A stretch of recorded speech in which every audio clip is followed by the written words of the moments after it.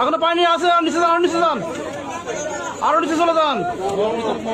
যাচ্ছে যাচ্ছে যান যাচ্ছে।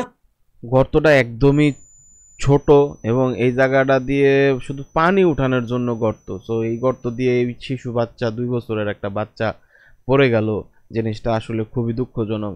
এই যে ভিতরে যে দিতেছে এই জায়গাটা তো কিন্তু দেখা যাইতেছে যে ভিতরে খড়কুটো, মাটি, কাদা, শুকনো অবস্থা। হয়তো এটা পরিত্যক্ত অবস্থায় আছে। এই গর্তটা অনেক আগে ইউজ হয়েছে, এখন ইউজ হয় না, এরকম হইতে পারে যে পাইপ উঠায় ফেলছে। তো চলো দেখি, পুরাটা দেখি, দেখার পরে কি অবস্থা হয়।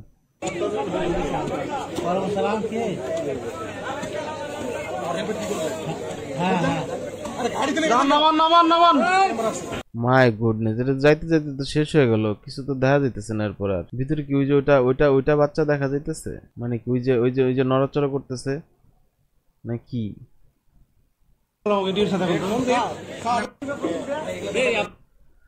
শিশু বাচ্চাটা বের হোক এখান থেকে, এই কামনা করে এই ভিডিওটা শেষ করছি। ব্যাপারটা আসলে খুবই দুঃখজনক।